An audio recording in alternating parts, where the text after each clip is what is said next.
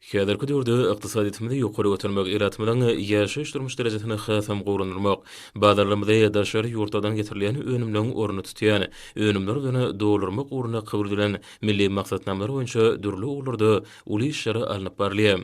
Ahary welaýatynyň Göktepe tarabynyň Ahal Daýhan birleşiginiň çägine ýerleşýän Türkmenistanyň Senagatçylar we Telekaçylar birleşmesiniň agzasy bolan maksady ukunly hususy kärhanasy soňky ýyllarda goş etini öndürmekde adygan kärhanalar biridir.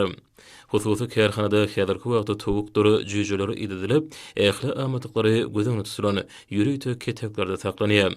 Et önümçülüğüne niýetlenen jüýjeleri ýokunç ketelerden gorumak üçin wagtly ýürüýte sanjymlar geçirilip durulýar. Bu ýerdäki jüýjeler 45 günlük ulalyp ete taýýar görünüşe gelýär. Hususy kärhanada esasen daşary döwletlerden getirilen hindi towaklarynyň biziň ýurdumyzda uýgunlaşan görünüşi guş eti önümçülüğüne peýdalanylýar. Hususy kärhanada hindi towaklaryň şeýlehem idedilýän jüýjeleriň sany ýyl saýyn artýar. Maksady ukunly harit nişanly hususy kärhanada hindi towgatynyň taýýar edilen önümleriň 70 ýaşdan gora görünüşi öndürilýär. Şeýlede bu hususy kärhanada çağlar üçin hindi guşatynyň ýoky kesilip gakydylan täze görünüşem uly islige eýedir.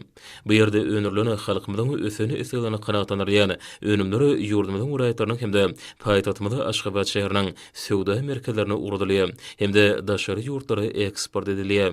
Hususy kärhananyň şäherine gurulan häzirki zaman tehnologiýasynyň iň kemil enjamlary oturdulan iýim önümçüligi bölümine de işlere sazyşykly alınıp barylyp, gün saýyn ýokulunýan depkine eýe bolýar.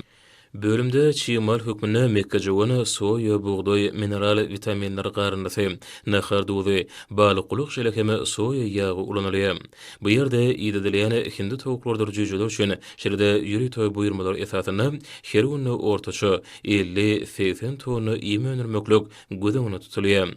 Kärhananyň azbir işleri telekaçylyk puduny ösürmek barada edýän taýtyl taýyrlar üçin türkmen halkynyň milli lideri gahrman arkadamyda hemde hurmat prezident bada arkadagly gahrman serdarmyda alkyş sözlerini beýan edýär.